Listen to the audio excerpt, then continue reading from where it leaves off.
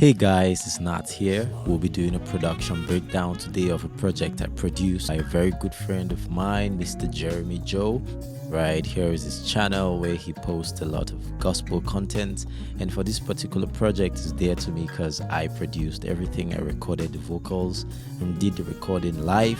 Alright, so after this we'll also be diving into how we mix live recordings. Alright, so this is just a production breakdown on this particular project.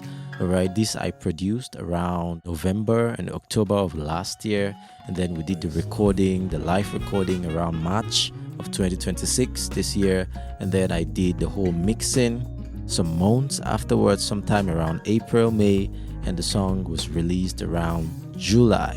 Alright, now it's active. You can just subscribe to his channel. This is the channel. Just subscribe to the channel and look at all the songs he's put out there because he has amazing gospel contents for you. Alright, so I'm gonna walk you through everything I produced and every sound I chose from, which are also in my patch. And that brings me to the fact that if you want to get a hold of most of the sounds that we'll be using in this project, I'll leave the link below for both mixing templates, the live patches, and even the complete bundle acoustic drum samples. Alright, so let's dive into the video. Alright, so this is the project. Would have opened up the whole mix, the version that I mixed, but I am careful with having any copyright infringement of any sort or violating any community guidelines, because by the time I play the original songs, probably it might be picked by YouTube as copyright because the original owner already has it uploaded. Alright, so what I have here is the raw file. Alright, when I was done producing this project, I always do this. Alright, once I'm done producing a project, the one that I mix, I always duplicate a copy, so I leave the raw file separate and then I mix a new one. So if I need anything new, I can just reference back to the original copy. Right, because sometimes there are artists who may prefer stuff from the original version that was produced. All right, so I could just go back and reference. So you can do that too, so you don't have to start undo, command Z, so that you could go back to the beginning. You can already have the fresh project stored somewhere. So this was a fresh project.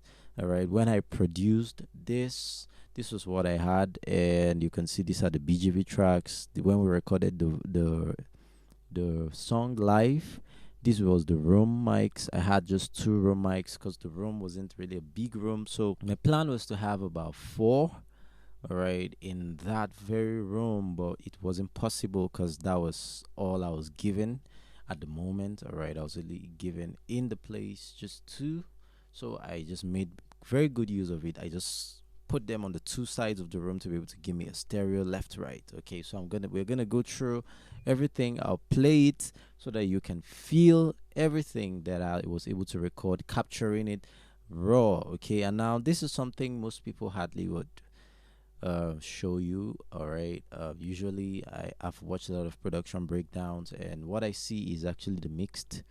All right, I actually thought it would be nice for people to actually hear what the raw project would actually sound like. Now if you want to hear the mix, all right, the mix is available. I'm leaving the link, all right, for you so that you can hear, or if you want to watch the full video. Most of it was produced in the studio.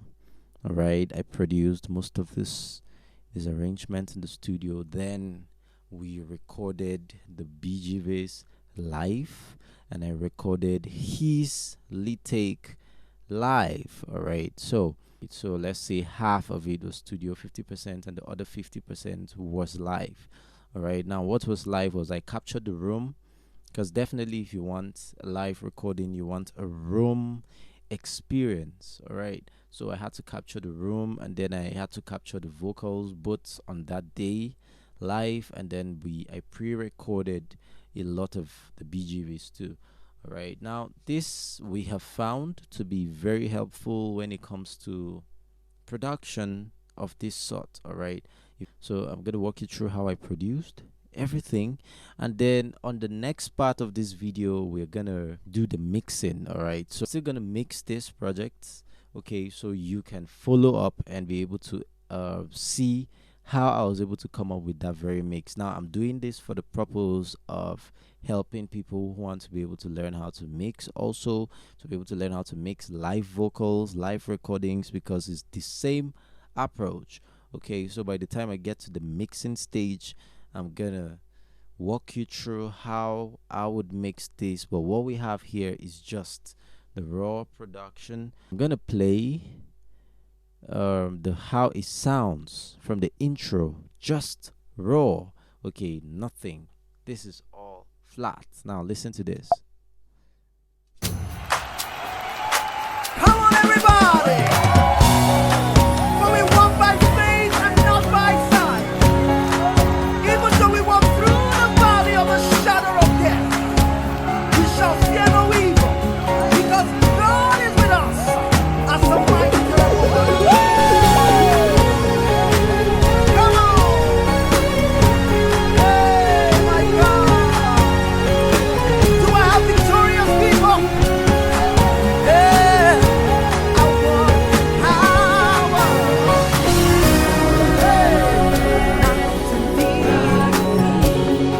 All right, so let me play this verse where just the BGVs are singing. Let me solo what I had recorded. All right. I walk in power, not in fear. His presence is always here. He's working inside of me. All right, so this is what the raw vocal sounds like. All right, nothing was panned, nothing is processed here in this particular one, because we're just gonna do a breakdown. Okay, so now how did I come up with this? The first thing I did, or before I go about that, now listen to the room at the time when we recorded the vocals. All right, this is what the room sounds like.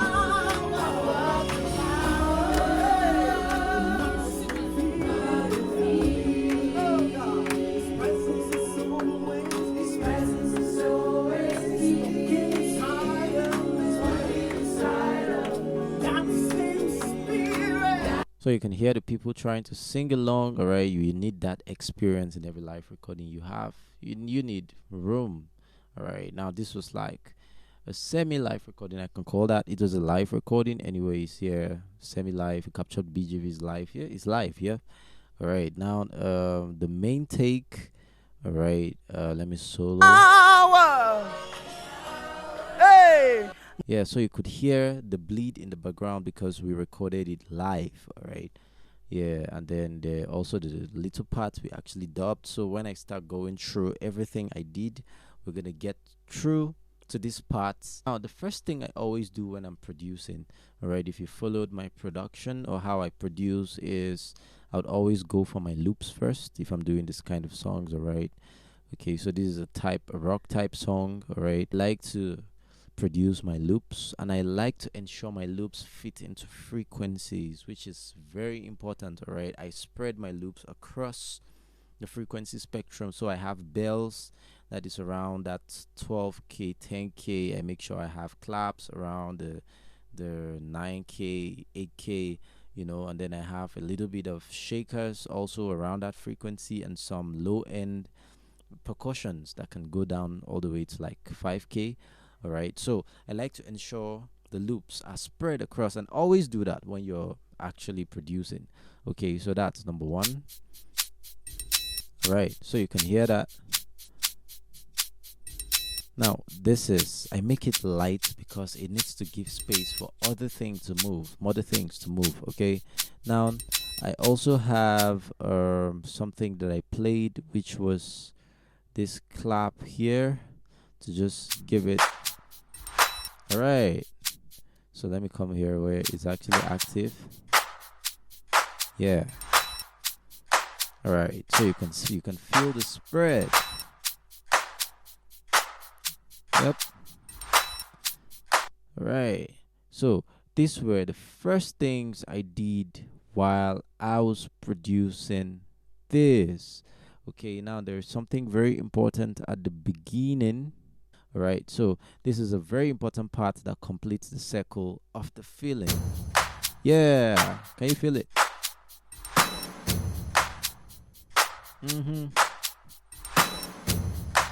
Yo, I love this vibe.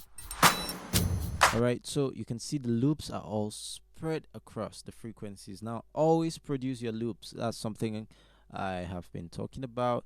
And if you watch videos from a lot of big guys out there, they'll always tell you produce your loops. All right, now this is not consistent all through the song. All right, this just keeps the song going. This is how it starts. All right, and I hope that the rest of the song was gonna be this way by the time I belted. But when I got to the verse, I discovered I need the verse to be a little bit cut together. So I took the claps out. All right, can you see that? Giving it space. Yeah. Okay, so the claps came back because the claps keeps that consistent movement. It came back at the chorus. Yeah, can you see that? Alright, so it has to be consistent. Now, by the time I got to the outro, I also had to take it out too. Yeah, now I only needed that fade at the outro. Yeah, so it just fades like that. So you must always produce your loops. That's very important if you want to have a very balanced mix, okay? It's beautiful to stack a lot of things. I really think so. Yeah, it makes your music full and all that. But sometimes if you have your sound spread across all the frequencies evenly, all right, your song will sound full at the time you're mixing, all right, because you can stack a lot of things and then maybe they are just around the 8K and 9K or probably 5K. And once if it is too much, you stacked a lot of instruments there and it's too much, you may feel like your music is supposed to be full, but it will not feel full. It will just be muddy because there's too much concentration on one frequency. There's too much weight. All right, so you're not gonna feel the presence. Okay, so now let's move on from the loops. Immediately I was done producing loops. Let me highlight the loops. Immediately I was done producing the loops, I did the piano line. All right, now I always use my piano to actually set up. Okay, it's very important to me that I actually start with my piano. Here is it. Okay, so that I can arrange the song from start to finish. If you see the way I played it, I actually bounced the piano. I bounced most of my MIDI to audio so it can reduce CPU consumption. So I actually played this almost all through to the end at the time when I got the demo of the song from him. And then what I did was I just played the whole song to the end and I came back and started rearranging. Okay, I want the verse to actually have this. I take this out and add it. I want the chorus to have this. So every syncopation and everything that I'm doing, I'm already having it in mind that I want to have this instrument play this particular thing I just outlined on the piano. All right, so it can help you to have a smooth workflow like that so you don't lose ideas fast. Okay, so this was the piano line. This was the intro. It came up.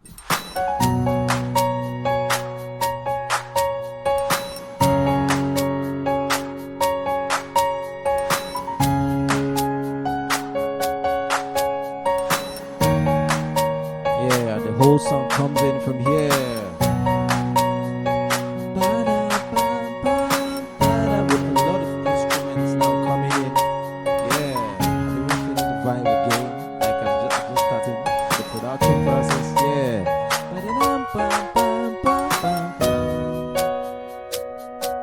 Yeah. And then I came to the verse. Yeah, so I'm not going to walk through all this, but I'm just giving you an idea of this is how I approach production generally. When I get to demo, I just try to play around. And then it helps me to be able to figure out, okay, what genre do I think this particular music is going to be about? So you can also choose to do that kind of workflow, but I found this to be very helpful and handy. Now, immediately I was done with the piano. The next thing I would always do is to find my guitar to help me outline some of this line. So let me play it. So hear the guitar.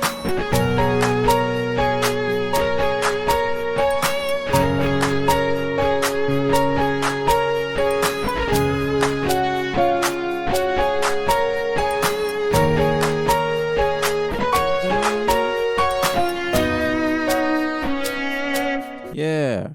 So after I'm done with that, okay, you could see I followed through the guitar and I outlined the chorus.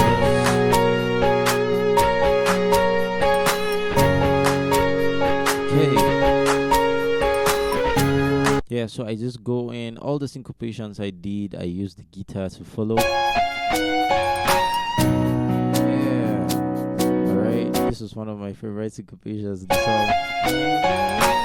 Yeah, so nice. And this one too.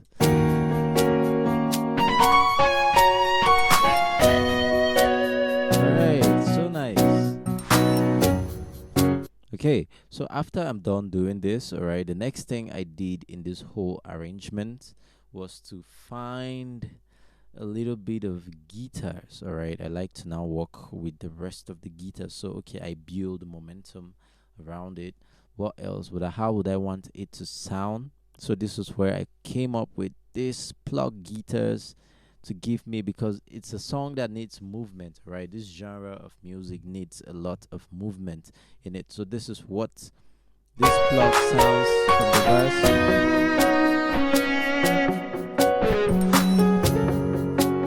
All right.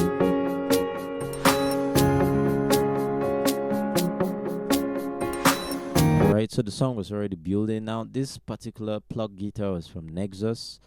Yeah, and then the other ones was from Session Strum guitarist. All right. Now they are start at this part where the song begins to build, and the song is going, I overcome. This was a beautiful song, I promise.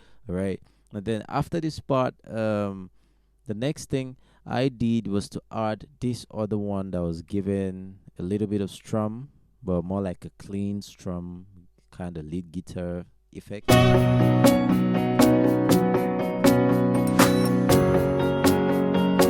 can you feel it?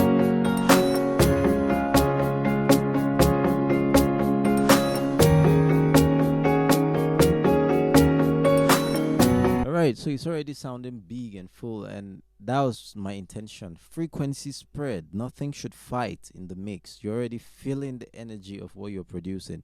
Then my acoustic guitars came in so handy.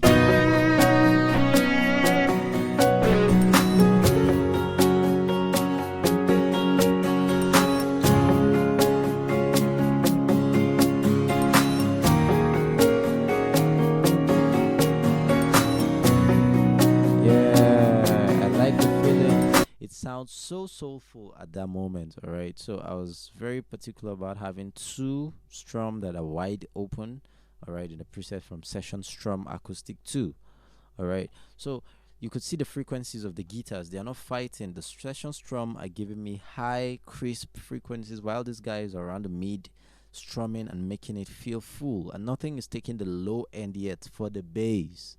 All right, I'm very particular about ensuring my instruments, even if it's an organ, let it not fight for any space.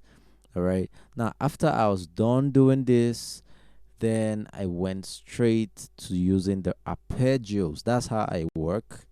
All right, I do the arpeggios to find voicings and all that. So I'm just gonna solo this particular one, and then you're gonna feel exactly what I did with the arpeggios. Listen to what it sounds like from the intro. All right.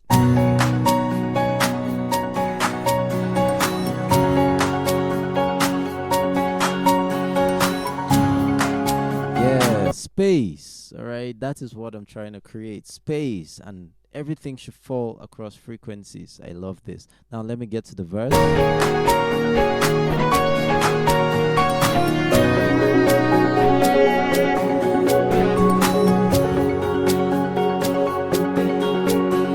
All right, so what this is doing is it's creating space, and that is what I love about it. Now at the chorus, let me listen to what I did here. Yeah.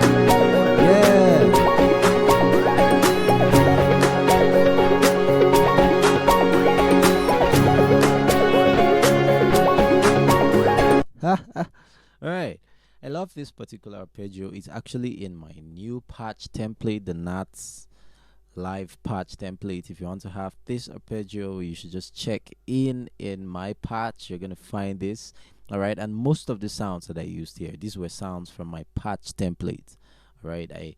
After I was done doing this work, I went together and brought all the sounds together, and they are all in my patch template. So just check the link below and you're going to get that patch template. All right, now one of my this particular solid, let me see, now this particular solid was from the Mani template. All right, Mani template, this was from his first template that he dropped. I loved the solid, and so I added it to stack to my lead guitar so it feels big.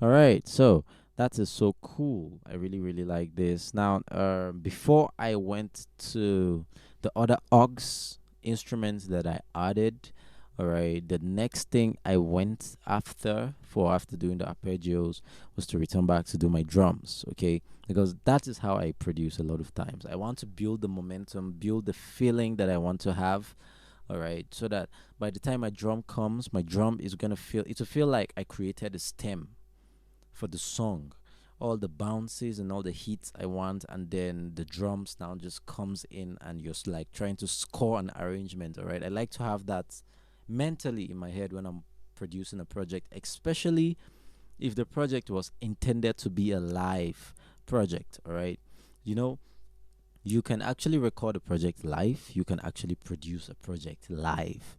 All right, these are two things you should learn. All right, if you've not heard that, welcome to Nat's Masterclass. All right, so this was actually intended to sound live. So I played these drums from beginning to end, just like I did my piano. All right, I made sure I just rehearsed, scored the song, played the whole thing, and scored it. Then I hit the record button, and then woo, I just went all through till to the end. Did all the syncopations. The ones I missed, I came back and then I began to arrange. All right. So if you've watched the production I did of the CCM type music, this is a CCM type music. All right. I did almost the same thing here. Now I used the studio drummer to produce this particular one, and here is the MIDI file. And that's something I like to encourage. All right, always try to leave the MIDI files of your drums.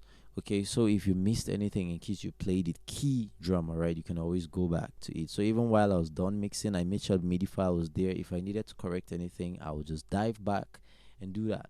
All right, so now adding the drums to this is what I have from the intro. Yep.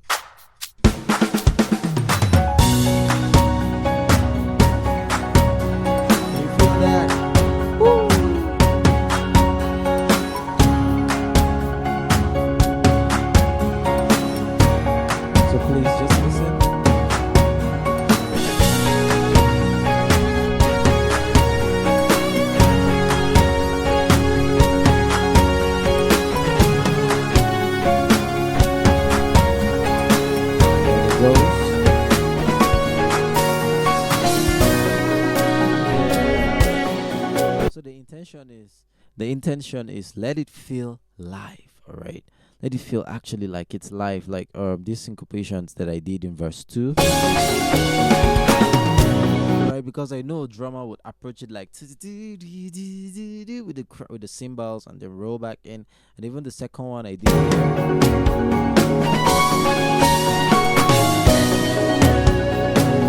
It's so amazing. Now my favorite part about this production was the outro. Also another favorite part, not just the favorite, another.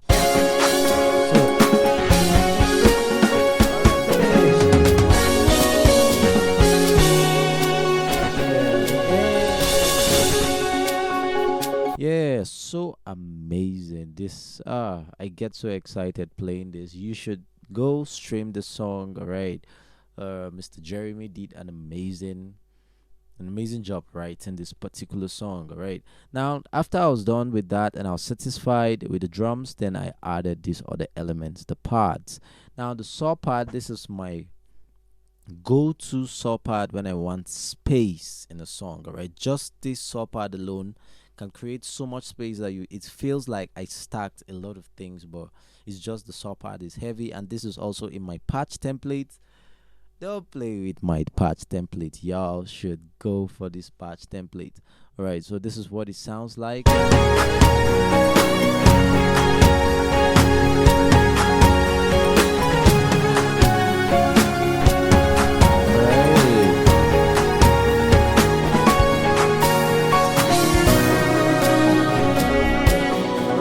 So it has presence, and that's something I love about it. And then I added this Atmos, so it can just create this space in the song now from the intro where the Atmos comes in.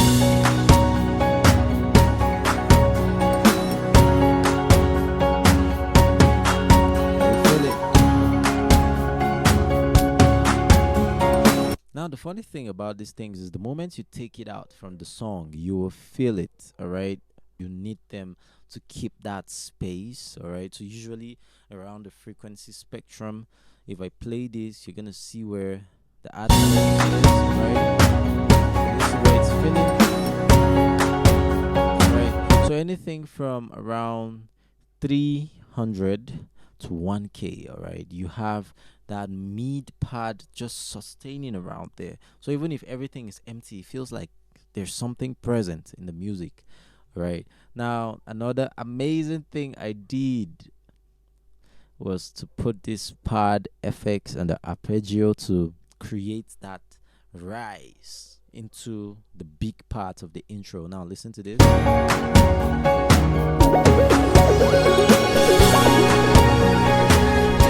Yep. Now this arpeggio, like I said, is in the nut patch. Y'all should go for this. All right. And it was just to create that big open, and then the whole intro comes in. All right. Now the moment the whole intro came in, this is where I started using the bells and the in the night. All right. You know the in the night. You like to play synths. You know in the night. All right. So let's go now.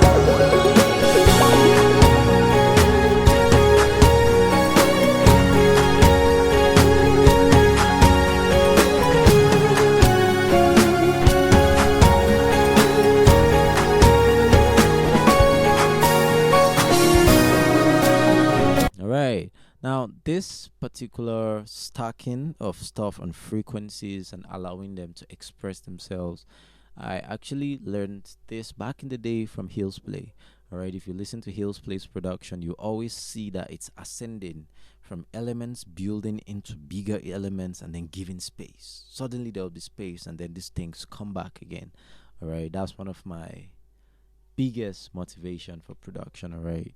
Now the next thing I did here was I needed something that would just create a little push up into the second part of the chorus. All right, so listen to this ocarina, play the two of them.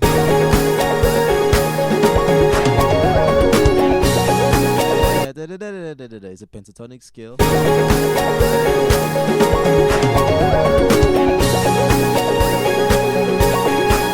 Then it gave it a change of energy, because the moment that happened, the guitar was playing on a low octave. It just went to the high octave. All right. Now these are dynamics in music. You should always imbibe. You may not really feel it, but there will feel movement in the song. People will feel a rise and a beautiful change in the music. All right. Now, after I was done doing this, I played the bass last. All right. I built this effect. All right. Now, these are effects that just create the rise and the hit, this chime hit, and then the risers. Now, listen to them together, stacked with this particular arpeggios I put here.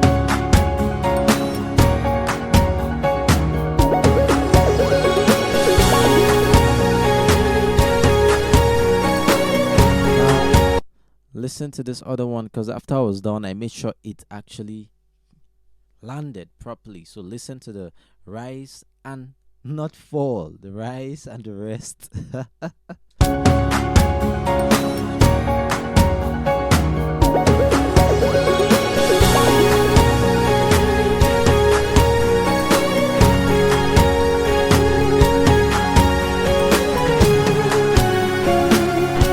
Alright, so we're heading there now.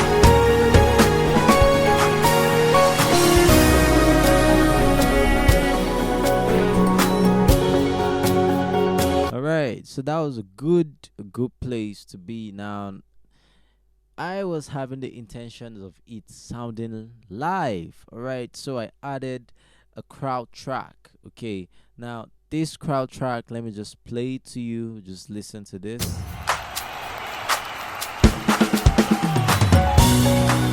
Right. So this actually, I actually was, I got this a very long time ago. It's just crowd cheering in a stadium type of sound. All right, so I just actually screen recorded the sound at the time when I heard it. I think this was like couple of years ago. I was trying to do a Foley for a movie, and then I was looking for a part where there will be crowd cheer in the background. I was trying to create a market scene, so I put the crowd cheer very low in the Foley sounds. I never knew I was gonna come one day and I'll need to actually use it loud in a track, and then here it was sounding so good. Yep.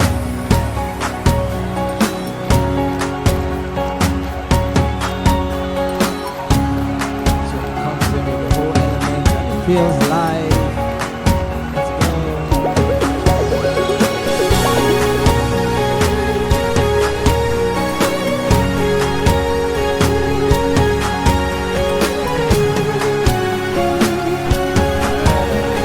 So it feels makes it feel live. Like I said, the intention was actually to do this and make the music sound live.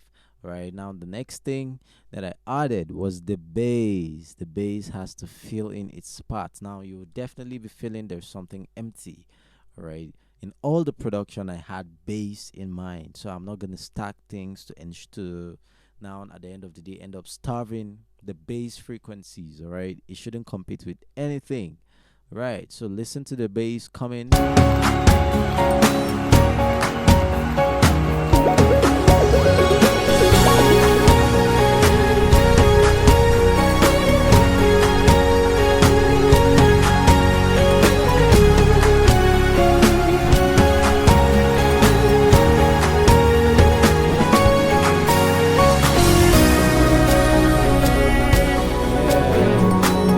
So you can see everything sounds full and right in its frequency, and that's what I appreciated so much about doing this production. At the time when I finished this, I said, okay, when I return later, I'm gonna stack more things to just make it feel big. But when I listened after I sent the track, I said, okay, no, this actually sounds big enough. I don't think I should be doing much, because you would end up just overproducing every other thing. You're just trying to fulfill righteousness because you're used to making tracks stacked with a lot of things. All right, so just the production alone just had up to 45 tracks, and okay, usually we want to do like up to 70, 100, and by the time I was done listening, I said, I think frequencies are filled up here. I don't want to overstack things, right? And so I moved on to the recording. Now we recorded BGVs first, and so I'm going to open the BGVs.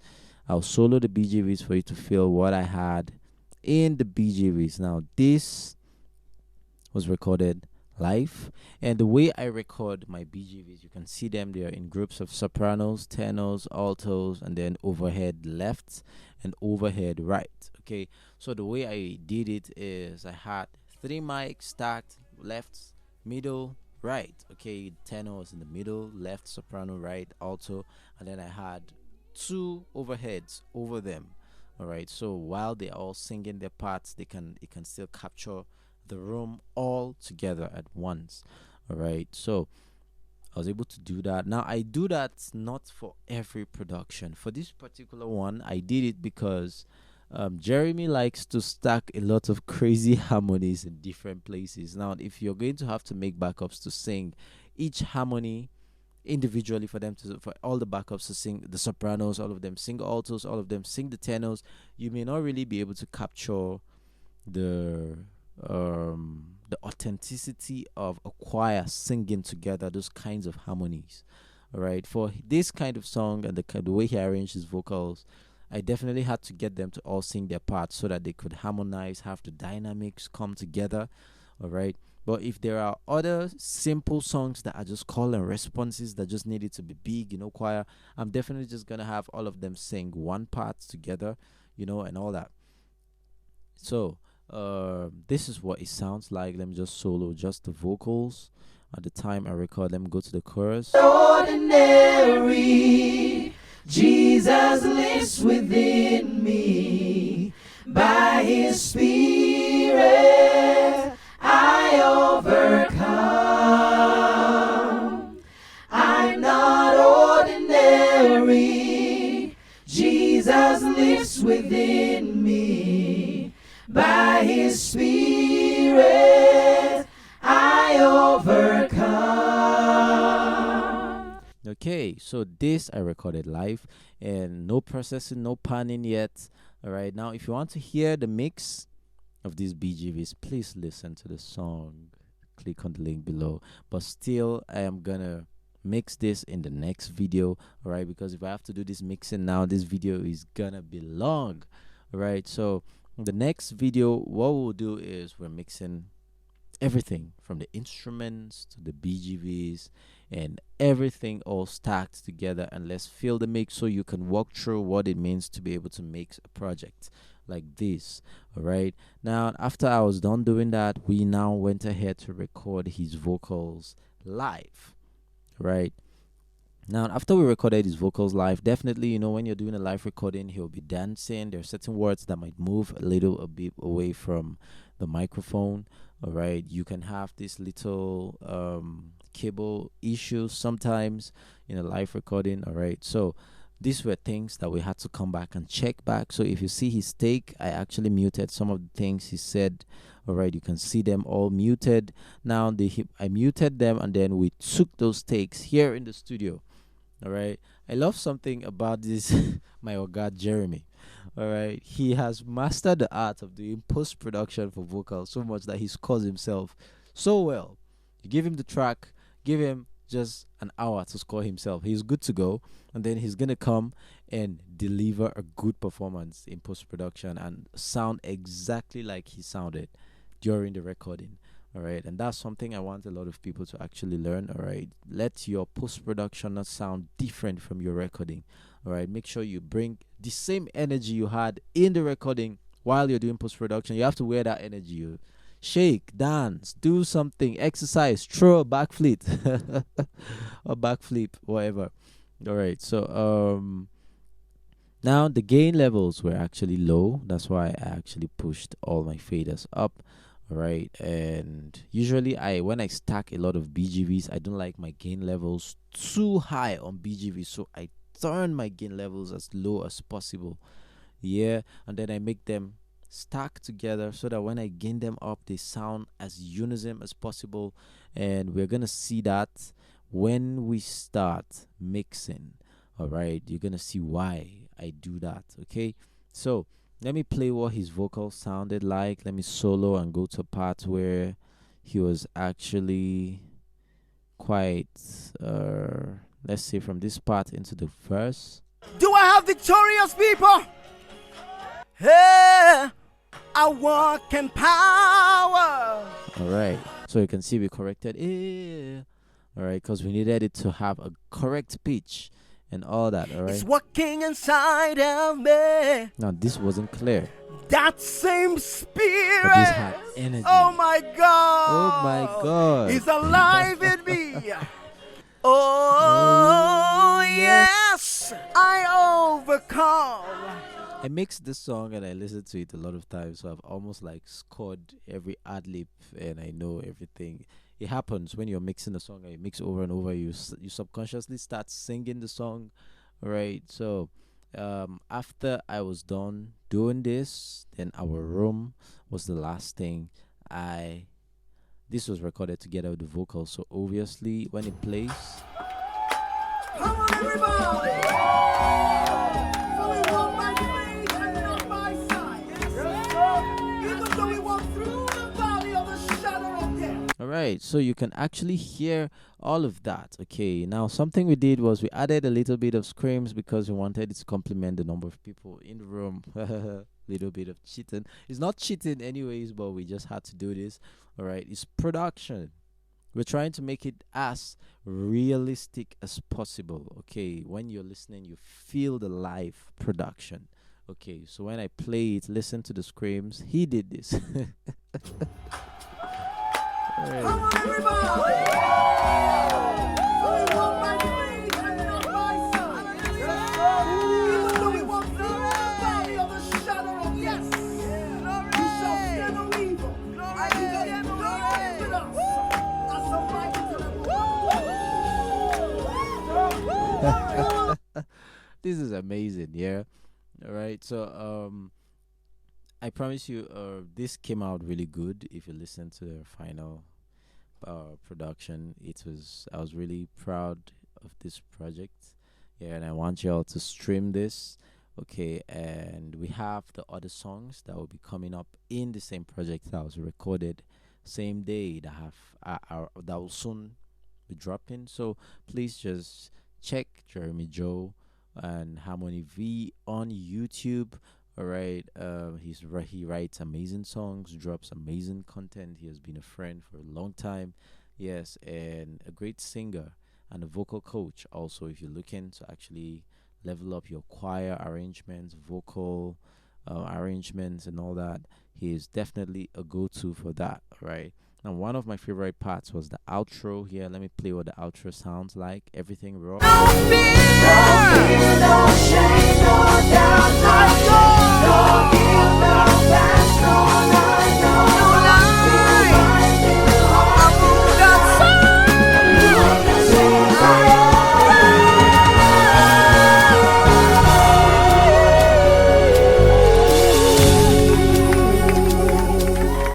Amazing, yeah.